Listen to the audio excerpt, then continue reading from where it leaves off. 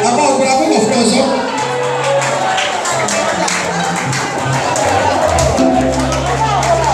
Don't you make that? Oh, what you want to rot us?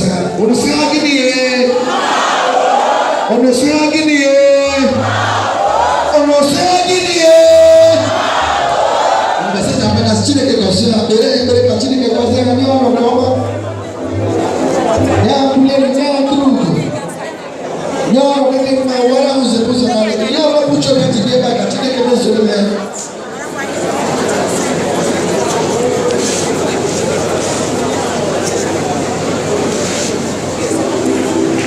Design every single as a chief maker, you can let the back of the woman and let you try a watch it down. Upon I of the actual opportunity.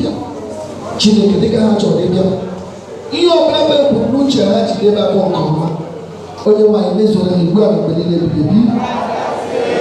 Upon your morning, I've been handed up more speaker.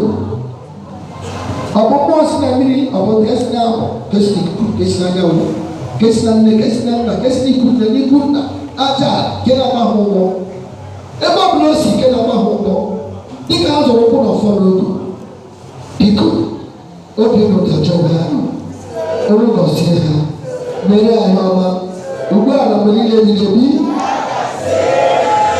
iye jana watama ni uzu buyoma iyoma gebreke deke iyoma gebreke rodi iyoma gebreke afo iyoma gebreke na po Chineke ngozila gị Chineke lele gị mma Chineke tụle ụkọ Chineke wara n'ụzọ na Chineke ngozila gị Chineke lele gị Chineke lele gị ọzọ Chineke ngozila gị ihe ọbụla ị na-achọ Chineke lele gị ya Chineke tụle gị ife ọma Chineke ngozila gị Chineke lele gị ọzọ pụrụ iche Chineke lele gị ọzọ ihe ọma na-emere gị n'eke ihe ọma na-emere gị n'oge ihe ọma na-emere gị n'afọ ihe ọma na-emere gị n'akpọ Chineke agọziela gị ihe ọma emerela gị ihe ọma ị na-achọ Chineke mezuole gị Chineke agọziela gị Chineke mere gị mma Chineke agọziela gị Chineke mere gị mma ugbu a na mgbe niile ebighị ebi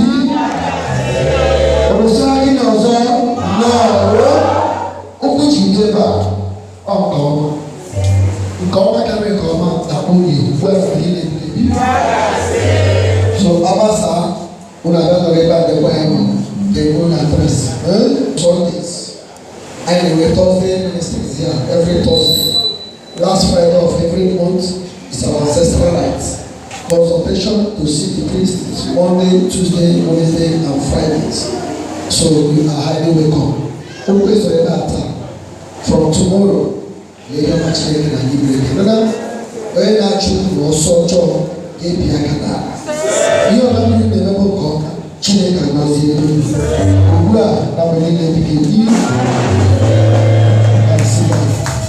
Chineke